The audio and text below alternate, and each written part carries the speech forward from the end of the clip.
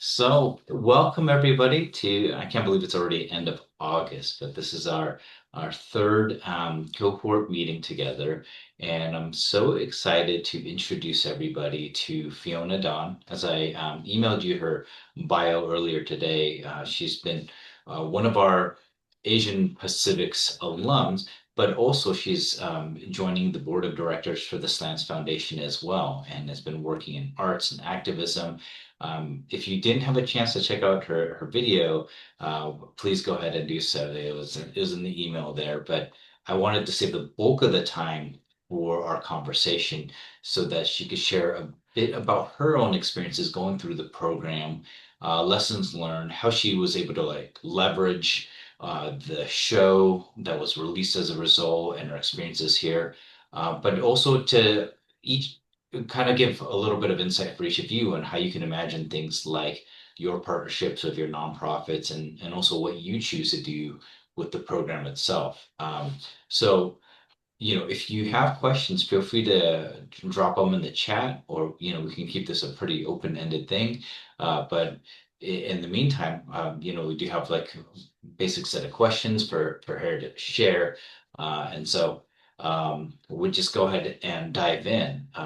Fiona, thank you so much for everything and for giving up some hours of your time tonight to share your story. I was hoping that you can kind of talk to us a little bit about your career path, how it took shape, because I know you spent a bit of time in China as well. You had a fascinating career, but like, kind of if you could walk us through like what led you down this particular path, how you decided to pursue music, and why, in that course of time, you kind of took a little pause and then you came back to it. So if you could kind of just share with folks a bit about your story.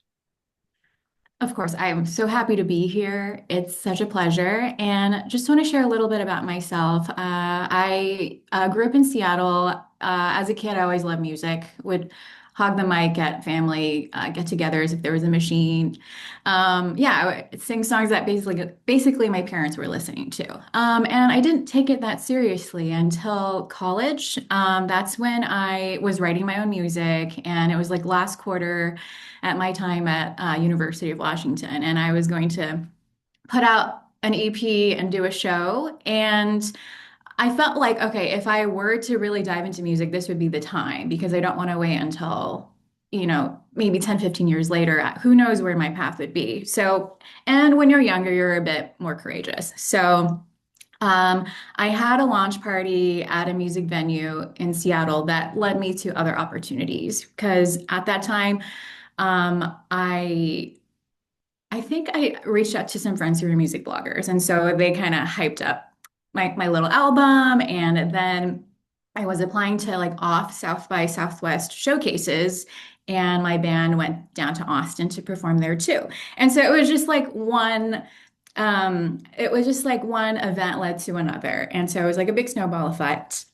And eventually, I got a gig and an invitation to play at a pretty big music festival in China. It was called Strawberry. So that's kind of like the Coachella of China. And I just felt like, oh my gosh, I'm gonna get an international roster. And I was so looking forward to it. So I booked a ticket, went there. It was so expensive for me to basically like uproot my band from Seattle to go over there. So I did have to meet musicians, and we rehearsed, and we were so excited to play until I got a dreaded phone call from the organizers. And they said, there was a stampede earlier this year in Shanghai, so the government is shutting down all outdoor music festivals moving forward. So sorry. And I was just like, oh, there's like no guarantee of anything, no severance for musicians. It was just like, sorry. And I was so mad. I told the organizers, you know what? You guys owe me a show because I literally spent 2 months here and I got nothing out of it. And I felt like that is a very American thing to say and do. But anyway, I was just like, okay, well, I just graduated. I do have a degree in communications in Chinese. So, like, what can I do here now? Like, I'm just spending my summer in Beijing, China. So, I just applied for jobs. I hustled. I was networking with music people. So, right place, right time. There was an international music station that was launching. in a few months. So I met with the channel director, who was actually introduced to me by the organizer of Strawberry, because I think he felt really bad. And he's like, "Hey, would you be interested in maybe working at a radio station as a DJ?" And honestly, it didn't cross my mind because I just felt like creating and performing was my thing. But I told myself it wouldn't hurt to have a coffee with her. And I think that I'm really glad that I did, because like her mission was to just connect like Chinese millennials and Gen Zs to Chinese pop music that I was already listening to growing up, and also understanding more about American culture. Maybe if people were interested in like moving here for a job or even for education. And I felt like I would be able to provide value if I trained hard enough to have my own show, then I can talk about it between songs. And so I did have to audition and I trained and I got my own show. And to be honest, like a part of me always worried about the inconsistency of like having income as a singer-songwriter. So that little reprieve, it was really nice to have a stable job, and I would get to interview all these amazing artists. Either it was like a phone interview or in person, because at the time it was very international and there was a lot of cross-cultural exchange. So I got to meet One Republic, The Prodigy. I had a phone call with Troye Sivan, Rita Ora, and it was a really exciting time. Because what I would do is like if it were phone interviews, I'd clip them into bite-sized pieces for my own show, and I would also translate the conversation. And there are a lot of engaged audiences, so that was really fun. And then it kind of segged into opportunities for TV show hosting or live broadcasting with these bands for their like basically it's like a subsidiary company like Universal or Sony Music.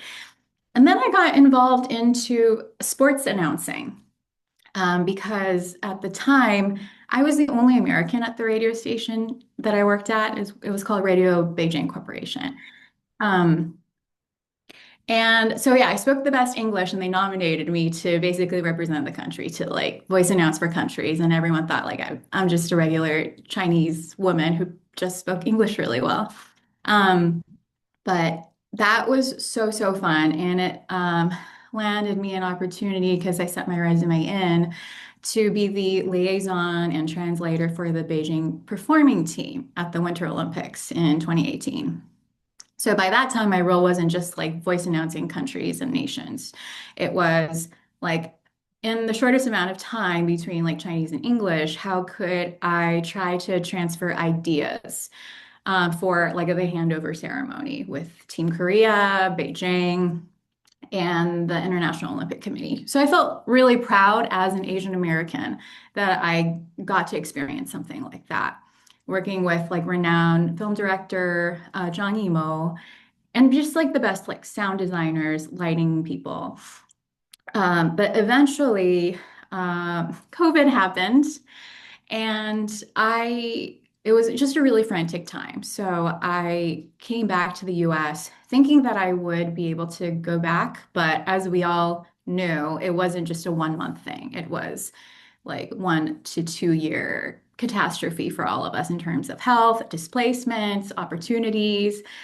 So that's when I took a break from all of that and reevaluated, what I wanted for myself. Um, but I'm still really thankful for my college degree because, like, who was playing live music during COVID? And I was basically working remotely online doing blockchain PR, like rebranding. So for projects or like DeFi's. And since then, I have moved back to Seattle, and I am working as PR for an herbal wellness brand. But like, when I do have time, I still write music. And how I came to know about this Lance Foundation and Asian Pacifics, sometimes it boggles my mind. I think there was some cross of a miracle thing that happened because I went back to the very first email that I received from this Lance Foundation and Simon. I think like I applied for some newsletter in 2022. Like I just moved back to Seattle. It was like some radio grant thing for AAPI musicians, and So I applied for a newsletter, a subscription, and would just get emails from the Science Foundation all the time. And then when season two application came out, I just applied for it because, deep inside, I still had that heart for the craft of songwriting. And so I applied, I got in, and it was just such a fun year. This was last year, right, Simon? Yeah, yeah. Because like we've been keeping in touch since then. So I'm just like, this is last year, right? Okay. And my experience with Asian Pacifics has been just nothing short of amazing. And the reason I say that is because I kind of put music on the back burner for a long time. Even when I was working at the radio station, I didn't have time to write my own music. I was so bogged down by work that I just wasn't even in like the vibe or mindset to think about myself and my own creation. So what this program provided me was like, because I did send a song that I worked on for a long time and I never published it. But it was like they gave me some sort of chosen family and they wanted me to continue doing it and wanted to give me the tools to be better and also meet other AAPI musicians who were also, well, doing their own music genres, but we all kind of had a mission to accomplish. And that mission was tying our song to a social cause that we cared about. And everyone was coming from like 10 different angles. And I felt like that act of service, it didn't really come to me until I joined this program. No, And oh, I'm kind of wondering, like, since we kind of cover like a lot of different things in the program, was there anything that really jumped out at you that you found most helpful? Because we kind of divided it up between like the activism part, the music business part, the songwriting and production part of things. yes, and that's what I loved because I felt like, I was never taught this and I didn't go to music school. So it was a really good toolkit month by month, a special mentor who could share with us his or her expertise. And for me, I would always look forward to these calls because I knew what I lacked. It was, I was still honing my craft, and then I kind of stopped at it for a few years. So I looked forward to. There was a songwriting coach who also taught at Berkeley. I don't know if you remember. Her name is Kepi. Yes, Kepi was one of them that had Yeah, our. so like one of our cohort musicians, he was so brave enough to like share a song, provided lyrics, and we would dissect it. And I felt like it was a very like it was a great way to execute it in terms of like art and soul, but also technicality. And I loved it so much. There was another one who was A&R for a lot of very famous artists, Carrie Cole. And I felt like she gave a lot of input too, because being a musician these days, you need to know how to market yourself. Everyone is as truthful in their storytelling and it deserves to be told, but you got to have a hook. So, like what's your soundscape identity? When people hear it, they know, oh, that's Lady Gaga because it just fits her world, right? So like what's that world for yourself? Something I didn't think about until much later, but it helped. Yeah.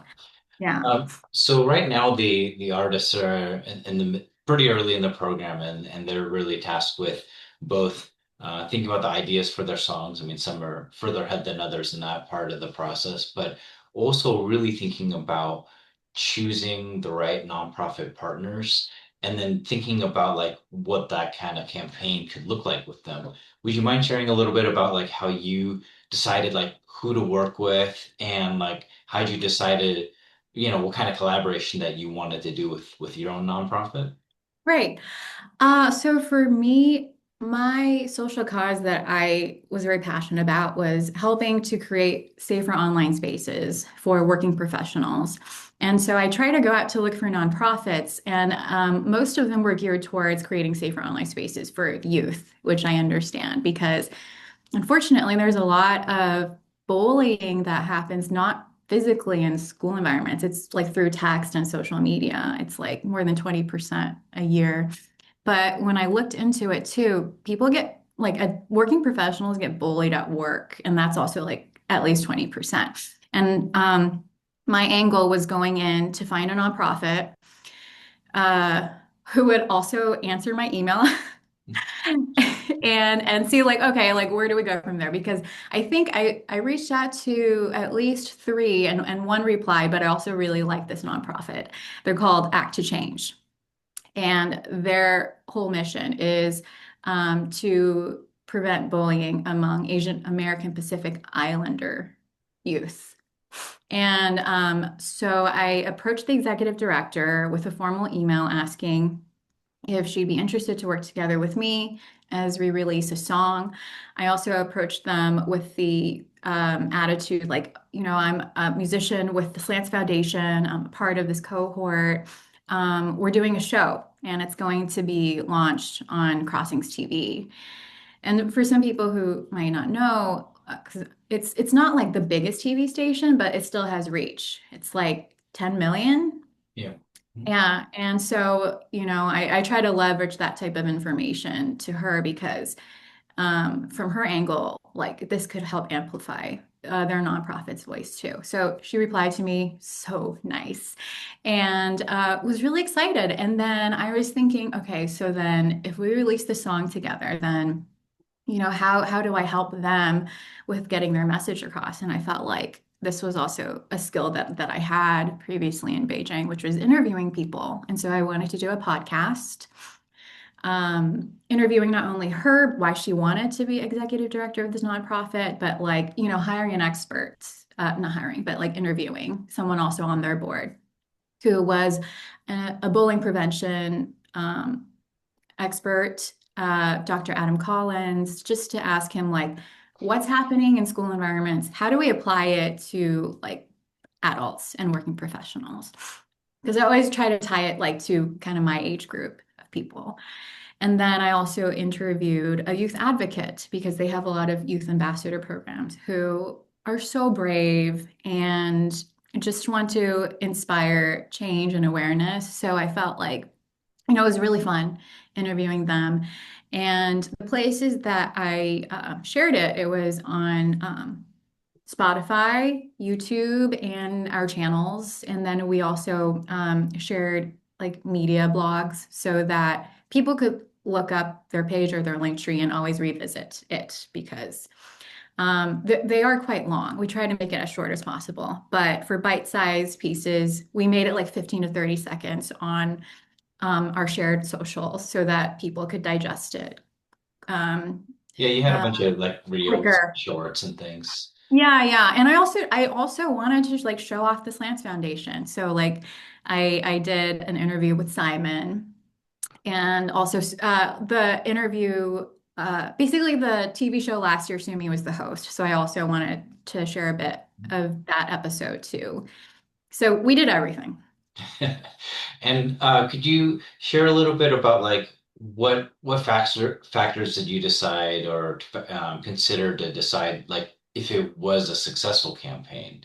Like what did you use to measure success, or you or your nonprofit? Right. Okay. So just natural engagement from the shared socials of like both our tag posts. So it was like a lot of likes coming in or comments or like redirects to their page bio or their, because we did do a press release on their blog. And I had a music video launch party. And so we showed the interview that Sumi interviewed me for Crossings TV.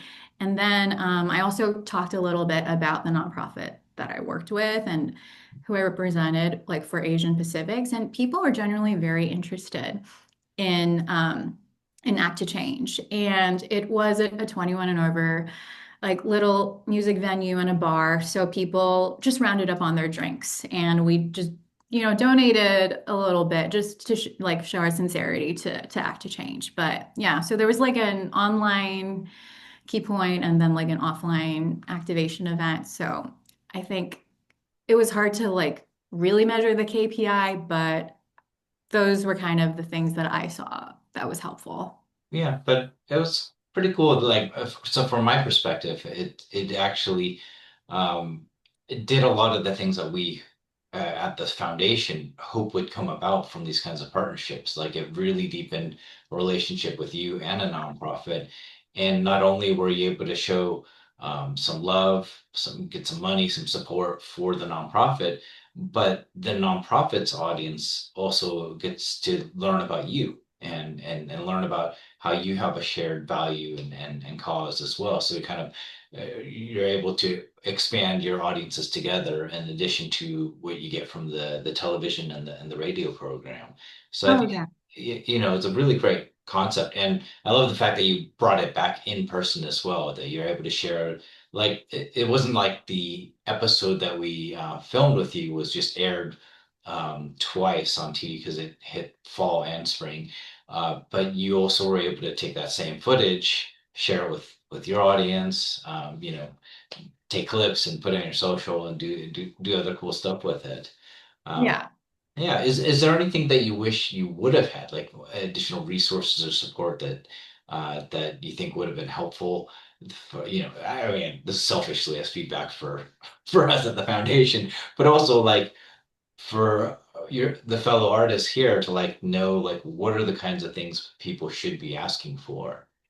Right. I thought about it too, but I can't think of anything at the top of my head right now because I think the leverage that made nonprofits want to work with me was the TV show for, Mhm. Crossings TV. I think it was very enticing to a lot of them.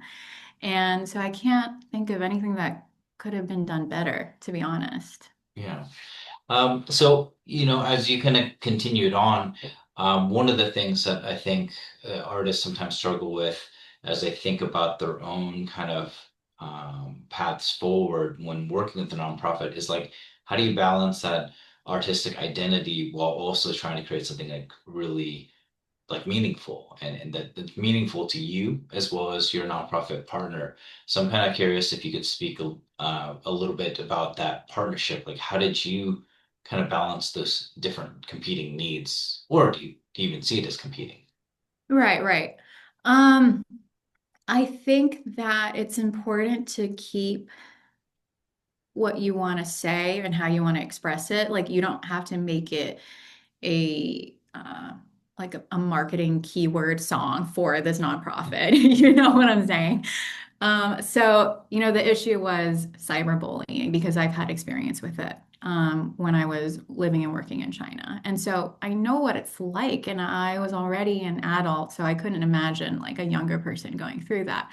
But it's like you can't be on the nose about your song. So for me, it was like exploring um, the idea of like, what's our identity with social media, our identity with ourselves, what is weighed more heavily. And I felt like that was enough. That was enough to talk about and sing about. And I didn't have to be like cyberbullying sucks, bullies, harm. Like it was just nothing like that. And when I like shared the song with Suprita, the executive director of Act to Change, she got it too. Because it's like, anyone, whether you're a victim or a perpetrator, just a normal person using Instagram or TikTok. Like you can understand like the battle we're all going through with it. And I felt like just touching on that was enough. Yeah. I love Yeah. the fact that it also resonated with the organization, like it spoke true to them and their work as well. So that demonstrates that, like, okay, that personal story, that knowledge, your own experience carries a lot, even if you're not like, say, I don't know, integrating facts about bullying into your song or. Yeah, yeah, yeah. And that's when oh, sorry, please. Oh What were you no, gonna say? oh go ahead. That, yeah, like you have a lot to say. It's your song, right? So as long as you get to speak your truth and have fun with it, and somehow tie in with like that topic at large, because you still fit under that umbrella, I think it's enough. Yeah. And so after the show airs, after your event, I'm kind of wondering like how have you continued to integrate social impact and arts and activism in your own career? Yeah. Well, I have developed a very close relationship with the people I got to interview. Not like super close, but it's like we keep in touch. Like because every year, May 18th, there's an like National Anti-Hate Day. And so they have invited me for the next one, which I'm excited about. And I just kept in touch with them. Like if I can help out in any way, I'm happy to. So I feel very happy. And in terms of my music, when I have time, I'll write. And when I have time, I'll go into the studio because I feel like if you push yourself too hard, you don't want to like spend time, money, and energy into something that you're not ready to release. But at least my long-term goal is hopefully by next year, I'll have 12 songs and then I can play live again. Yeah, very cool.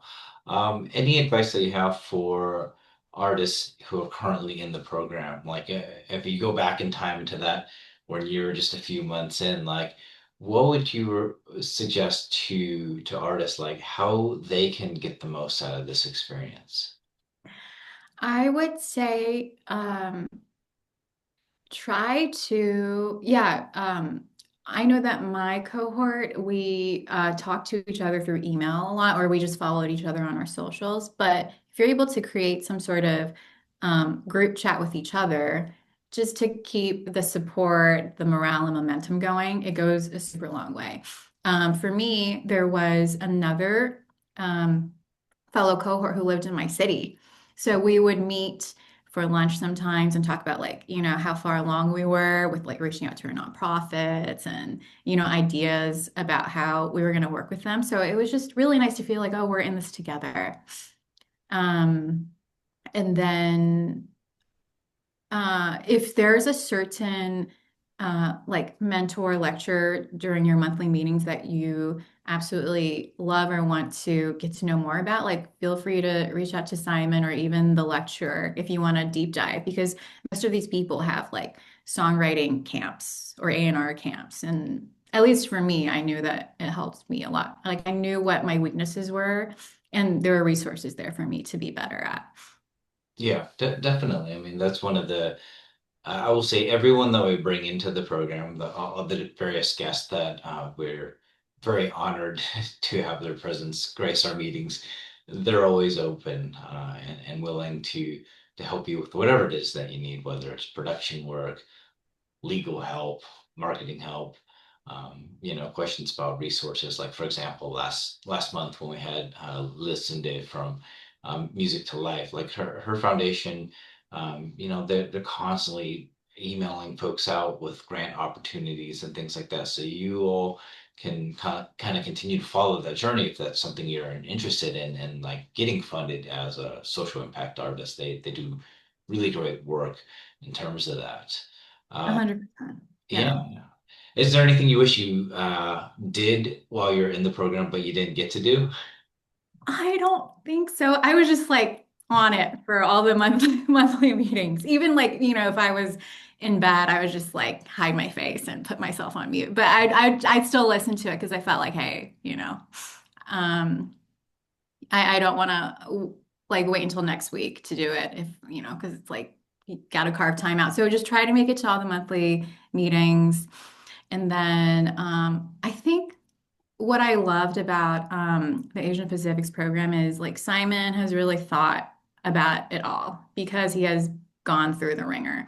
And they provided me just like free PR, a great toolkit, a great spreadsheet about like when you're going to release your song, how are you going to register it properly, split sheets, everything. And so I just felt like really taken care of on all fronts.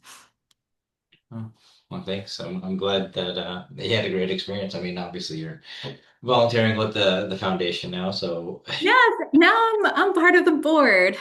yeah. And one thing I will say is as kind of the person who's been overlooking the program for a couple of years that I really thought was amazing is like your cohort especially, you even to this day continue to follow each other and support each other's releases.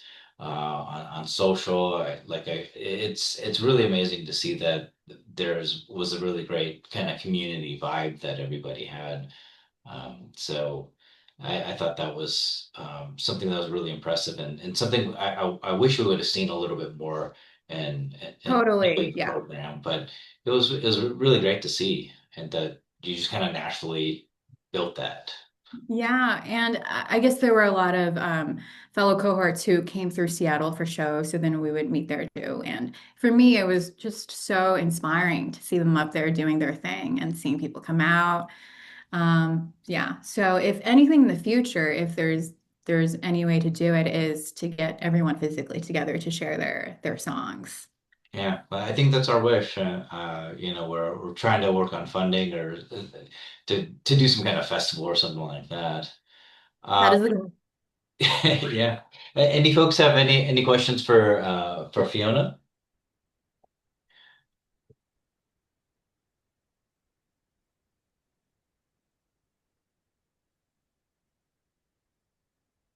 Any question is good, or say hi. What was your process like for starting the song itself? Like, how did that kind of come about? Did you already have the idea? Did you start with like the instrumental or things like that? So my situation was a bit particular because I had a song in place and Oh, I had to find a nonprofit to work with that kind of fell under the umbrella of basically the topic that I cared about. So it kind of aligned and worked out in that aspect. But when it came to like the songwriting process, I actually wrote two versions of the song. It was the English version first, and I always just had this conflict with social media. And I didn't know like how much I wanted to put myself out there and if it was for like, is it just promoting myself as a musician or am I gonna like become an influencer one day and like be a mouthpiece for brands? Like I had to find my own truth. But then like when I was also cyberbullied online, like trying to understand in the perspective of that person, like what was he or she trying to fulfill by doing this? So it was coming from my own like conflict and pain and just trying to make sense of it all. And this song aligned with the nonprofit that I reached out to. So it was kind of like, oh, it could be a serious or not so serious, but I wanted to make it indie pop, like just digestible, fun music. So that I think like that was the dichotomy of it. And because I love language so much, I was like, okay, so could I do the same song in Chinese? And I did, but I did have a songwriter friend help me because I just wanted it to be proofread that it made sense. So that was my process. thank you so much. Yeah, that really resonates with me as I'm thinking about the song that I'm writing. Because I did also think about like wanting to see if I wanted to write a Taglish song, which is essentially like Filipino and English. Because that was something that I've had in my mind. So thank you for sharing. Yeah, that's really That's so insightful. amazing. Oh man, I'm so excited for you. Go for it. Thank you.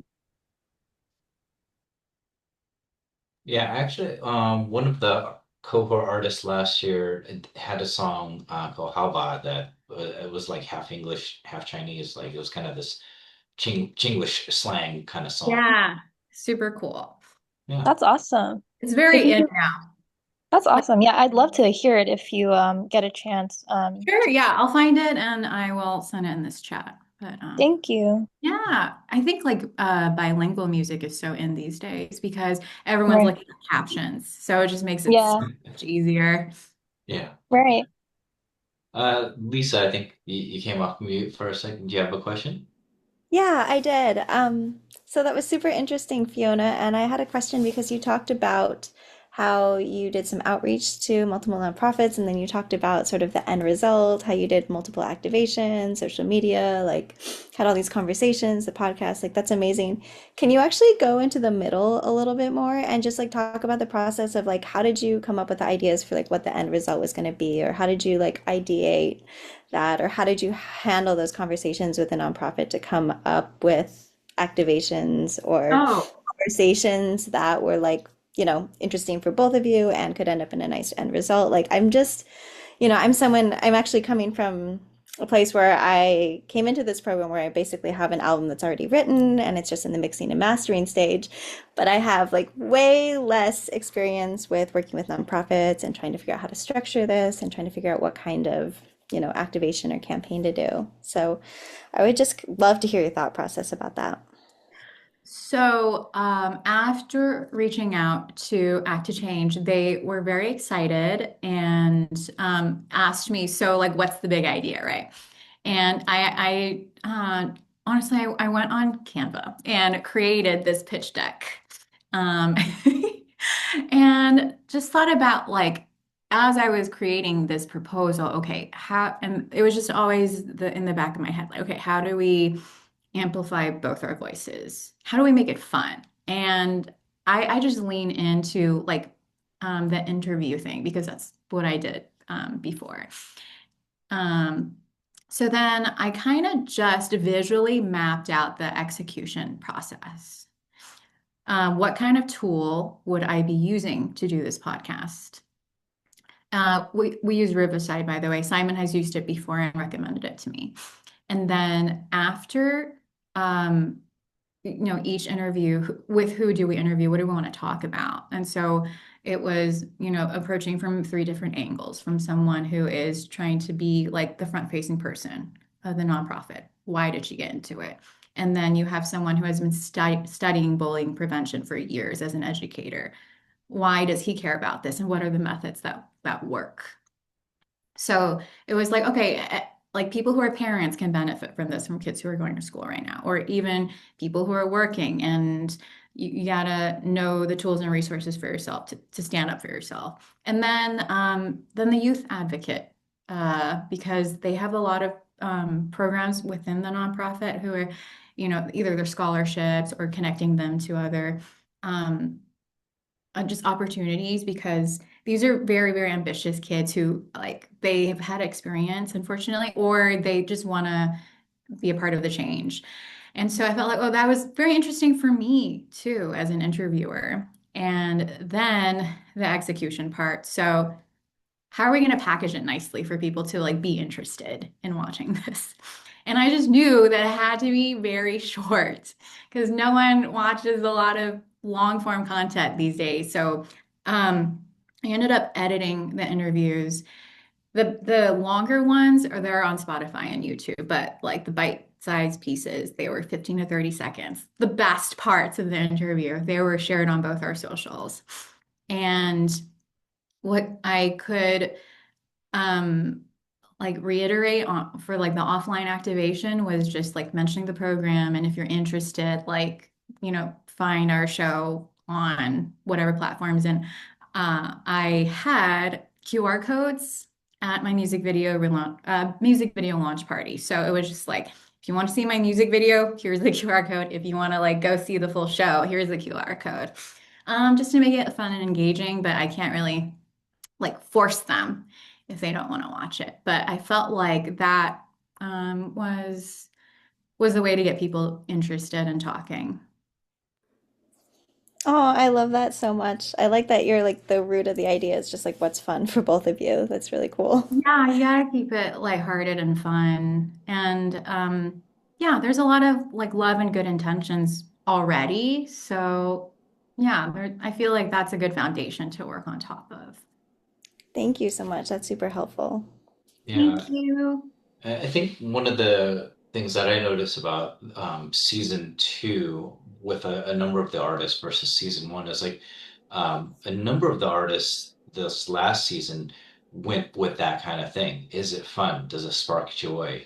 And I think the first season, a lot of the artists in the first season chose really deep painful subjects, and there was a seriousness to some of the collaborations, which I think is, certainly important and has its own place. And I think what I noticed was a little bit different with this last round was that there were folks who were like, "Oh, how can I take this pain and make it so it is a little more digestible, more fun?" One of the artists, Tony, was choosing like going through some pretty harsh experiences just as a trans person.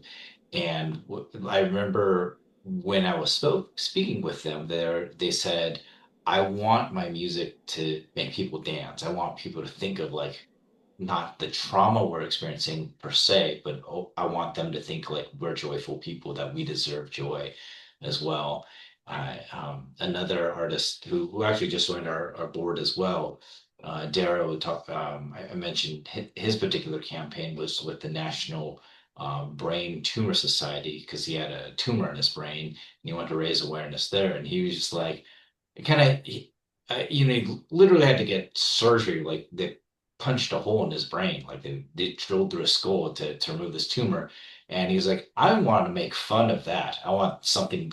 So he made a T-shirt that says like, um, the hole in my brain is where the light shines through, and all the money from the merch sales went to the National Tumor Society. So I think Fiona was really right in that like you have to choose what's authentic to you and whatever emotion that you want to bring to it. I think that authenticity really shines through and makes for some really great collaborations.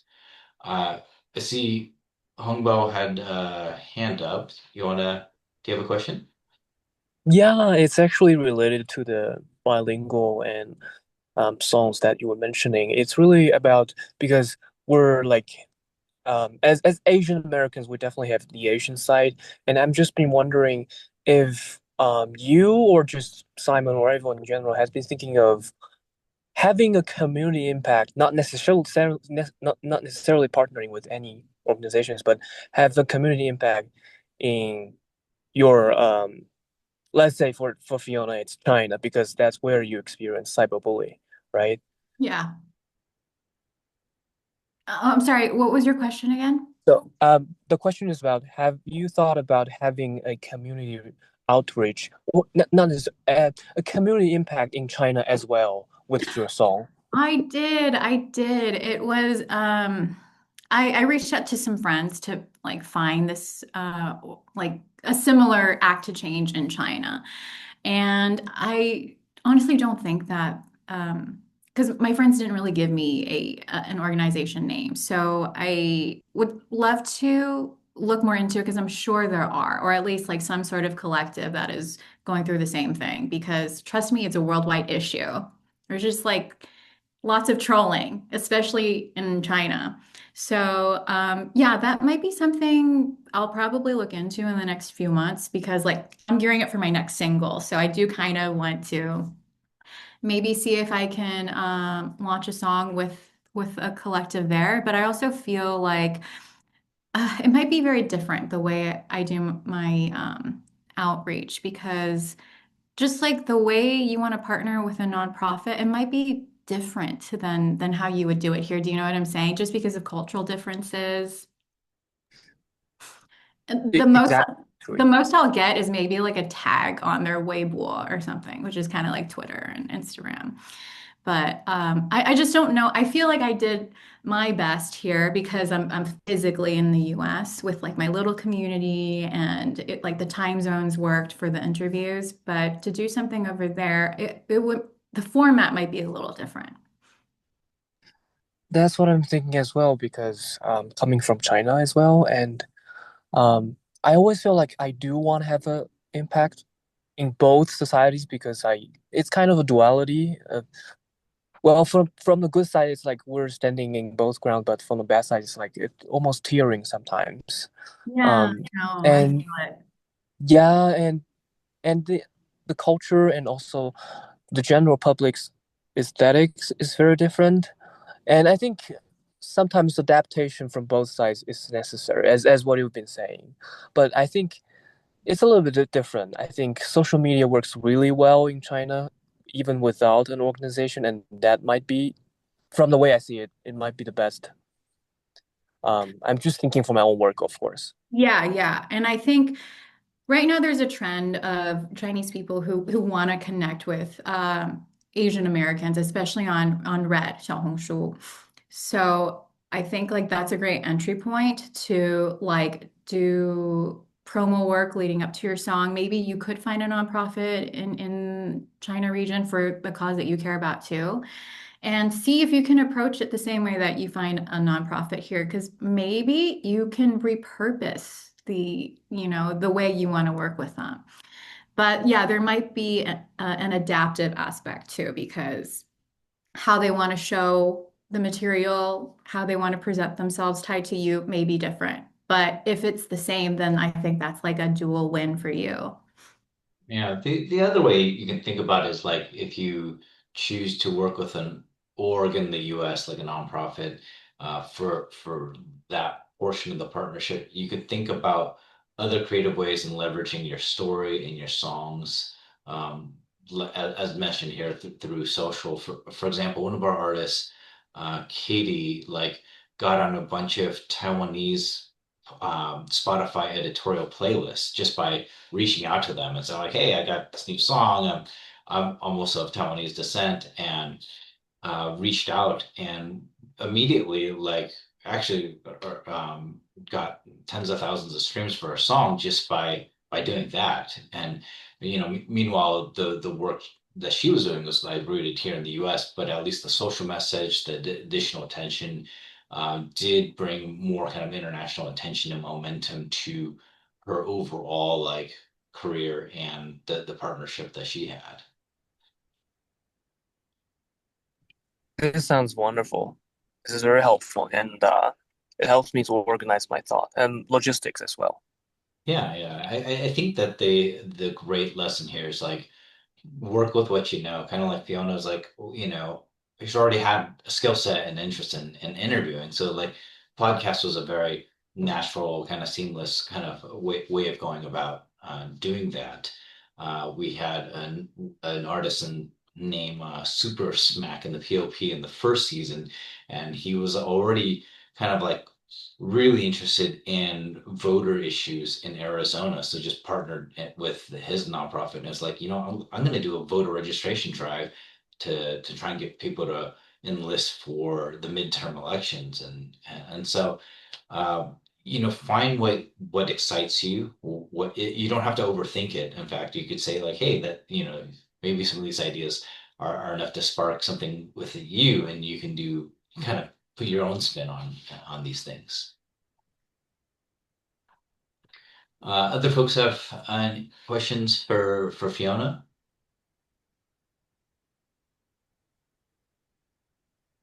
Yeah, this is Jeff. Yeah, thanks, Fiona, for going through your story. Yeah, the question where you mentioned you're taking some of the clips from the podcast and making them into like more bite-sized pieces. I'm also working on a song that's kind of in a more dark, intense area, and I was wondering if you had any challenges when you were trying to, you know, pick which ones you thought were best, like prioritize which ones to post, and like if you had to cut anything that you wanted to. If you didn't feel like it would resonate well, even though you personally wanted it. Totally. You're talking about the interviews, right? I think yes. You were just mentioned before something about like attention spans being short, so like yeah, shortening things. Yeah. Totally.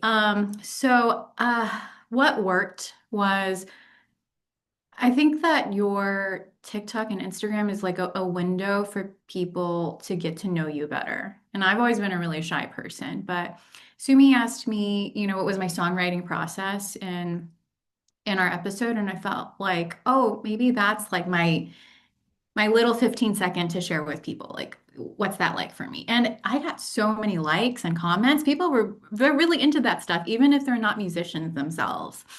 And in terms of uh, my interviewing other people, it's so hard to cram like really good substantial stuff into a 15 to 30-second video. But I did my best, and I felt like um, people also just want to get to the point. So I just found like, okay, so what was like the mission for the executive director, why she's there.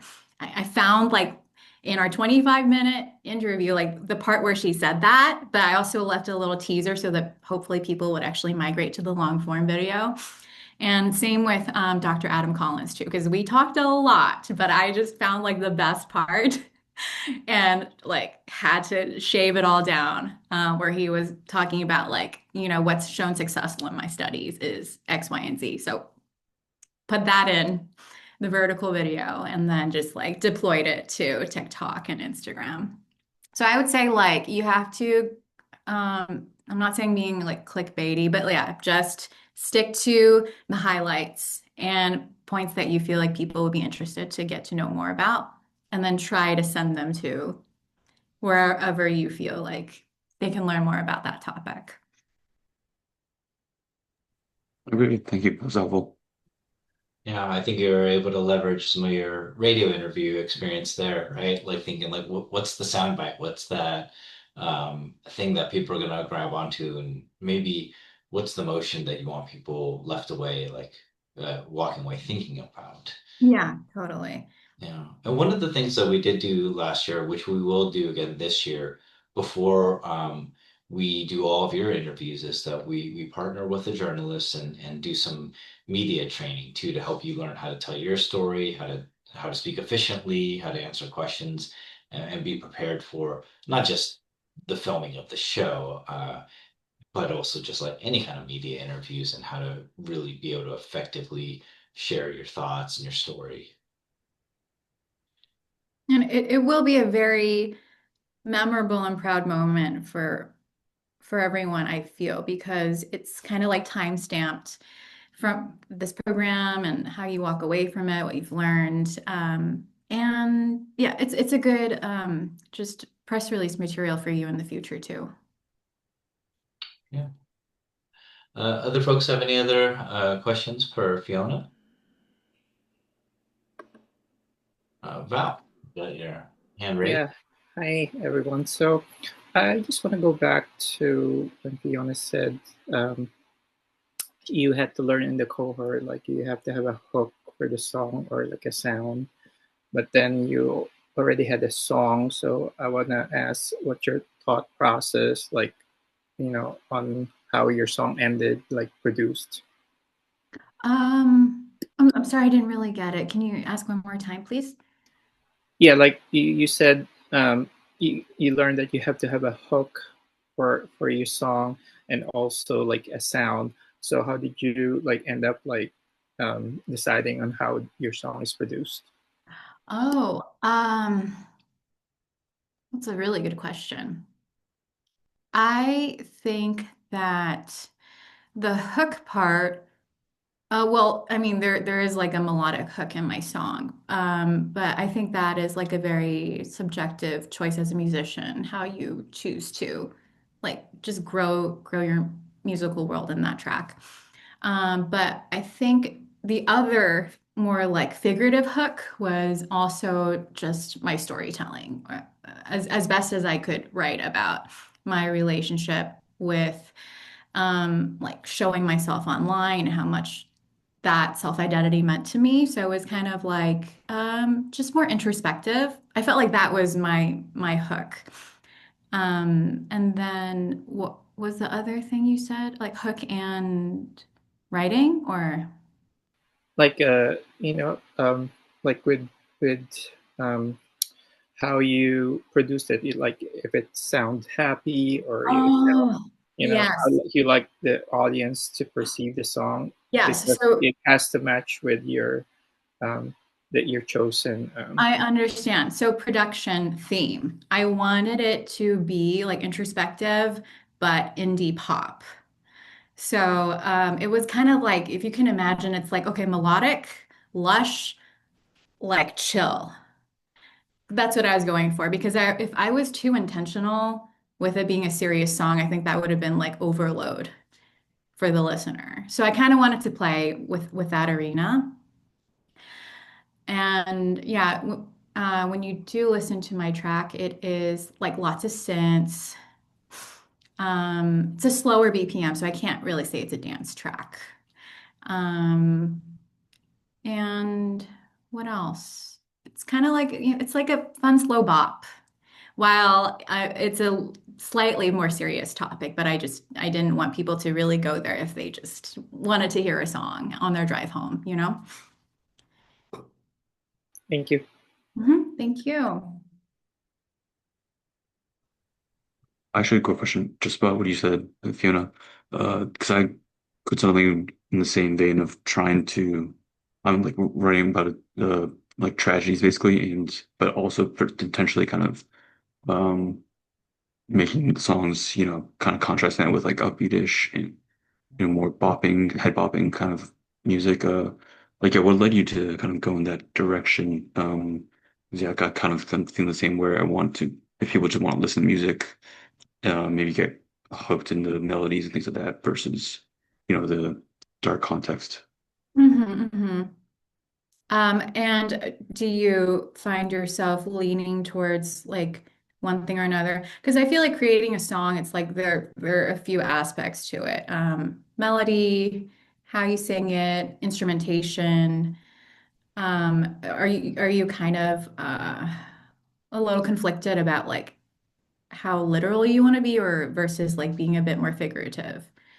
I think I'm just going more towards figurative. Yeah, I do. I think this is my more historical. I am trying to find the balance between adding, historical context and then but not making, very honest like this happened here, here, here kind of thing. And yeah, so I was kind of curious as how did you when like I guess decided towards not um being too on the nose, I guess, in general. Yeah. And I think like that's why I was always leaning towards more like songwriting heavy mentor lectures because I just knew I could always be a better writer. And it um I think that if you can add a bit of subtext in there, it really expands the imagination for the listener. And I think like you should be asking Simon this too, because he's written so many songs. So I think you have something to say about that. Like, how do you balance something being not so personal, where it's like, oh, this is my story. Like, how do you make the listener relate to this too? And I find like subtext is helpful, imagery that maybe like someone also has gone through that experience too.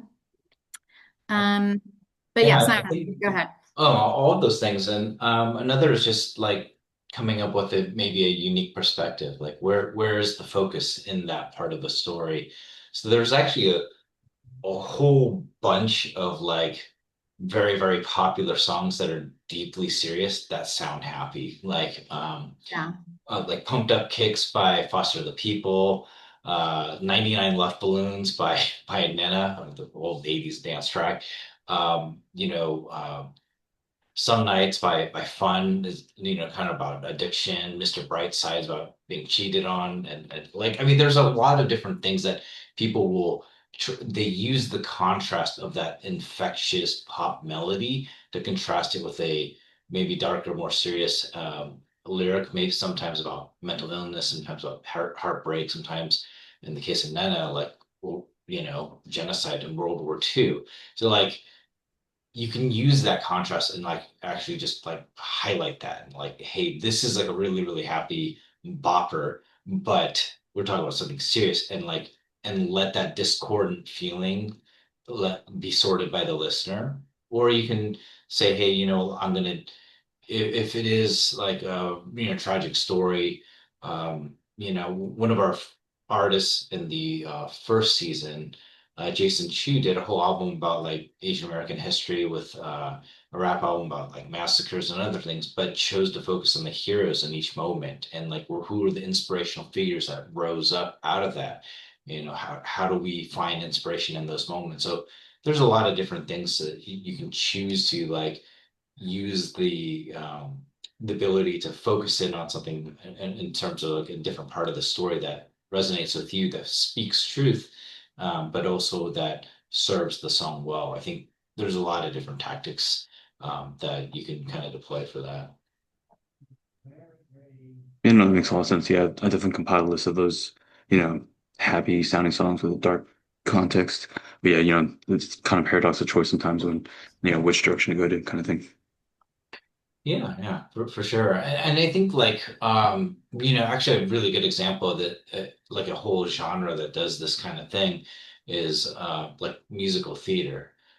Like there's a lot of storytelling and sometimes things are done like over the top happiness, but like with a really sad moment. And it's a great example of like how do you communicate a story that combines all those things and um, sometimes the melody might seem in conflict with it, but that could work to its favor as well.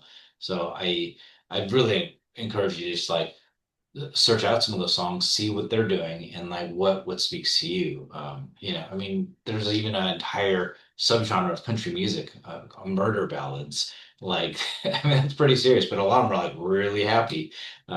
So it's really fascinating how you can use that creativity to drive like what part of the story do I want to highlight here? The ridiculousness, the hero, the joy that could be found in the darkest of times. I mean, there's a lot of different things you can explore.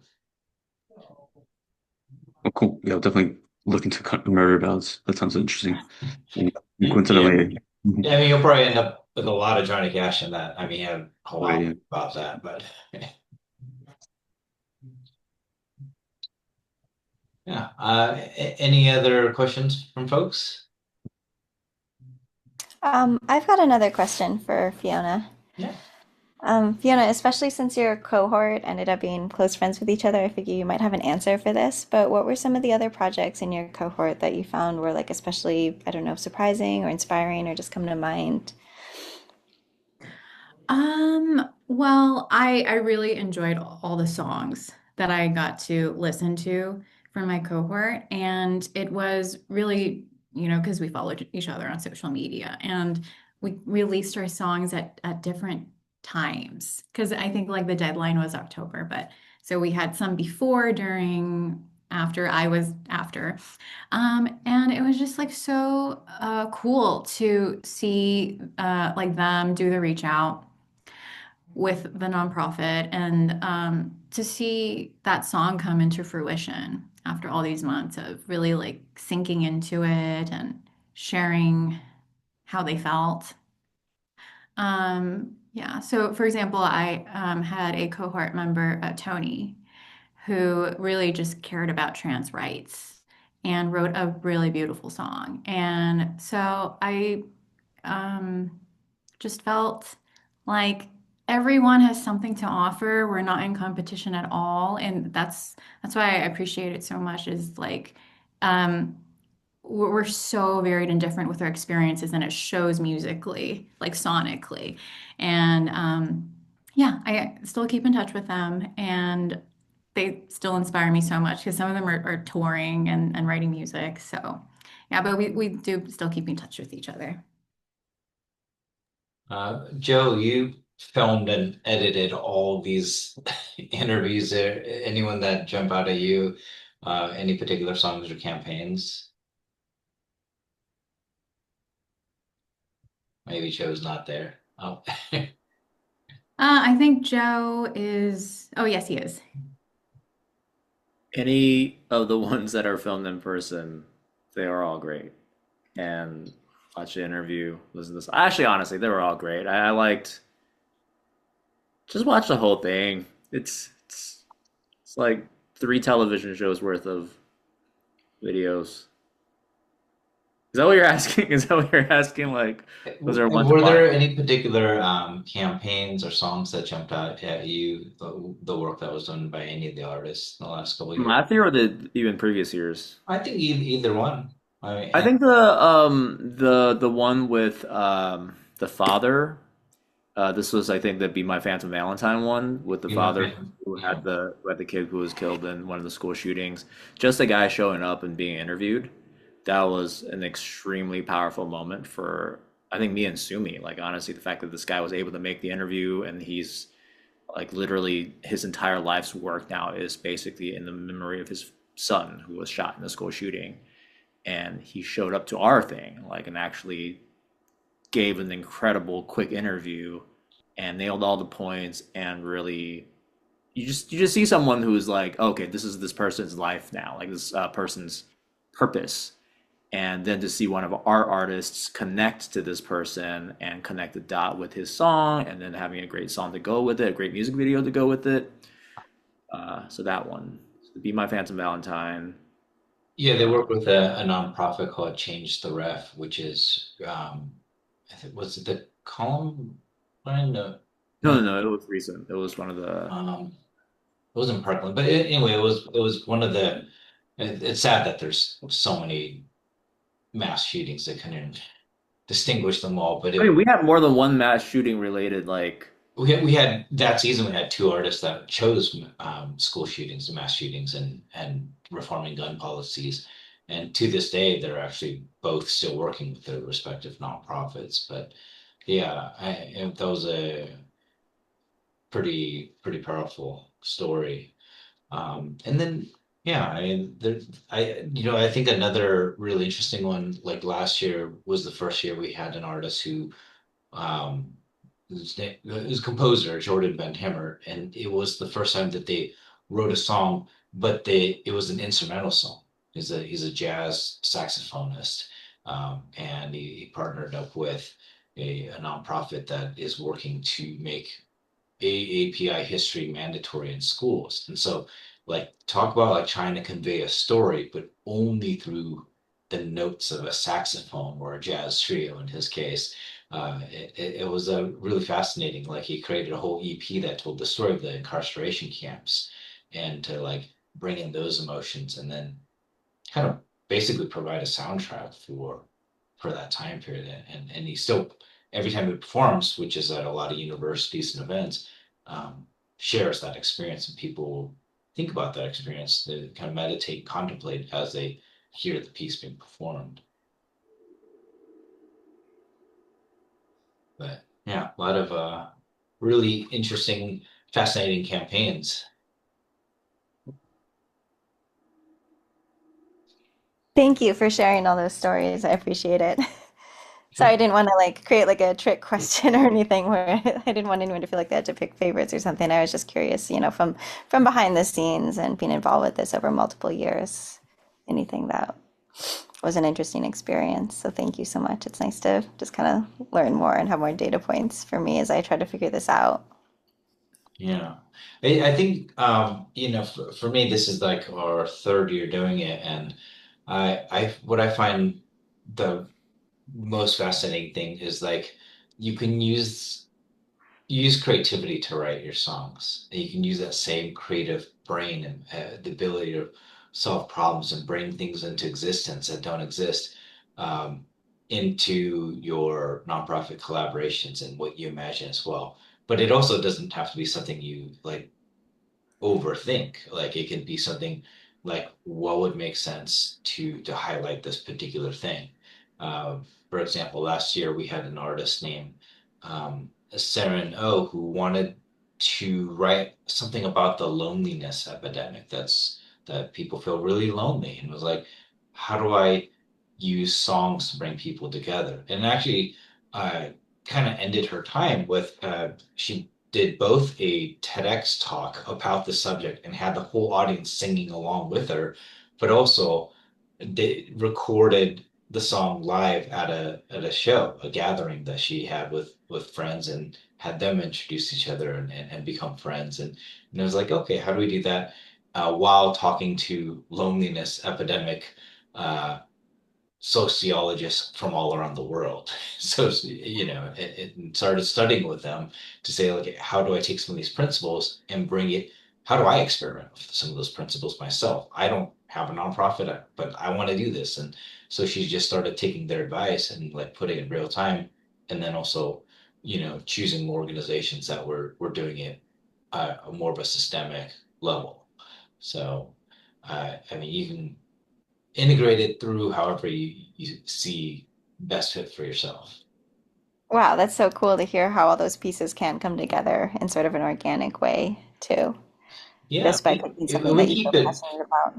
Yeah, it's definitely flexible. Like we want to make this program as flexible so that it adapts to each of your own particular needs, so that it makes sense for like what you envision for your career and like what you want to see moving forward. Like another way to think about it is like when your time is done here, what do you want to have as that artifact, as that memory to look back upon? So, for example, for Fiona, she has this collection of podcasts. Like they're still online. You can go to her YouTube channel and watch them all. You can listen to these stories in addition to having the episode on crossings. And I think Fiona, you might have done, I want to say, an Authority magazine interview. I Like, did. It helped okay, me a lot. So please take advantage of any free PR. Slants Foundation yeah, brings your way. Yeah. yeah, so we try and line up interviews for all of you if you're interested and available. Whenever I see opportunities, I just start pitching each of you and be like, "Hey, check out this artist!" So these are all things that we want you to have as part of your press kit, your portfolio moving forward, so that you really it continues to bring you resources and relationships well beyond your time here. Thank you. That's so helpful. Sure. And also the host, Sumi, who's not feeling well right now, who's unable to speak right now. She's also fantastic and a really great resource as well, especially if you tour through Los Angeles. She's fantastic at supporting artists, and same thing with the I would say the rest of the board members too. Like we're spread throughout North America, and like if you're coming into town, we'll feed you. We'll find some resources for you to help you out however we can.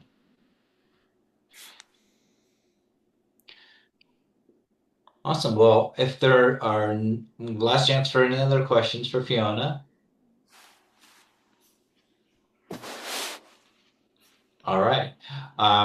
Well, then we will wrap up our time here. So thank you everyone uh, for joining us tonight. Thank you so much, Fiona, for your time.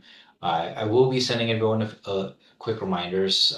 We are hoping that everyone would begin that process in establishing relationships with your nonprofit partners. If you need help with it, please reach out to me. I'm happy to help out. If you're like struggling with how do you make the pitch, how do you contact people, we do have like template emails you can use, information about the program. If I'm available, I'm happy to hop on those calls, those initial meetings with those nonprofits, or if not, then maybe your mentor. I can get someone else from the board to jump in if we need. We're whatever we can. Do to help you. We're here as a resource. And then after that, we'll be starting next month. We're going to start shifting into some of the songwriting and production work and working with songwriting coaches, people in the industry, to get a pretty holistic perspective of bringing your songs to life. I know a number of you already have a lot of experience doing that, so that's amazing. But it's always a really, really great time. Even for myself, I've been writing and releasing music for couple decades now, and I still get something every single time. So, I will send information in advance, and if you have questions, feel free to send them out. So, thank you. I hope you all have a great evening. So nice meeting you guys. Thank Thank you, you. Good Fiona. We night. appreciate it. That was great. All right, take care. Bye.